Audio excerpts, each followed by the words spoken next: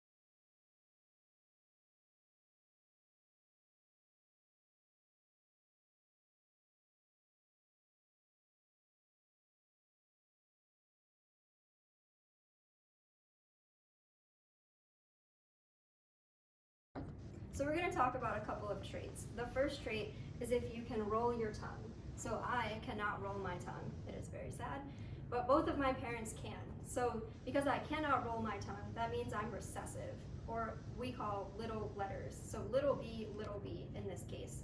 Both of my parents are dominant because they can both roll their tongues. So we're going to use a Punnett square to see the probability of how probable it is for me to not be able to roll my tongue. So because I can't roll my tongue, I have to be little b. But because both of my parents can both roll their tongues, they each, parent 1 on the top and parent 2 over here on the left, have to have big B's. But in order to create me with little b's, that means they have to be heterozygous, or have big B, little b, in order to create me. So they're the Punnett square for their offspring looks like this. The next trait is a widow's peak. So I do not have a widow's peak, which means I am recessive, or little e. My mother also does not have a widow's peak, which means that she's recessive, little e. My dad, however, has been bald for so many years that we don't know if he has a widow's peak, which is totally fine. If you don't know a trait, you can kind of determine the possibilities of your parents' traits.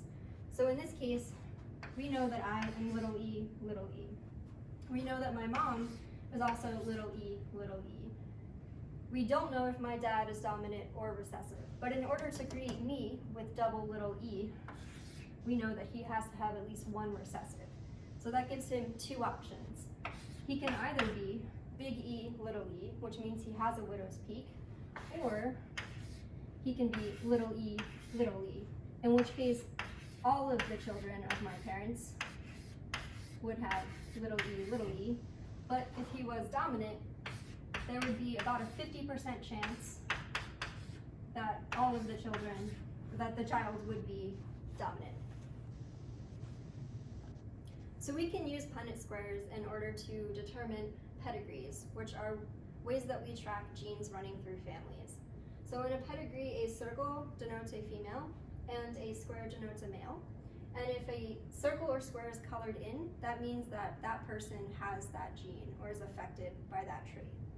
So we're going to trace my family pedigree with tongue rolling. I cannot roll my tongue, and this circle represents me. So because I cannot roll my tongue, we're going to leave it open. My younger brother can roll his tongue. So we're going to color in his square.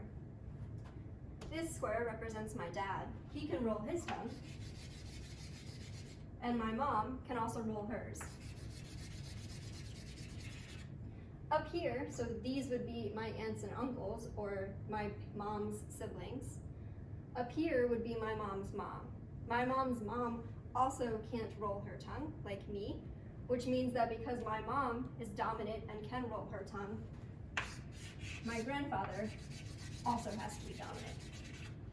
We can trace lots of traits through pedigrees, and genetic counselors use pedigrees all of the time in order to inform decisions on families.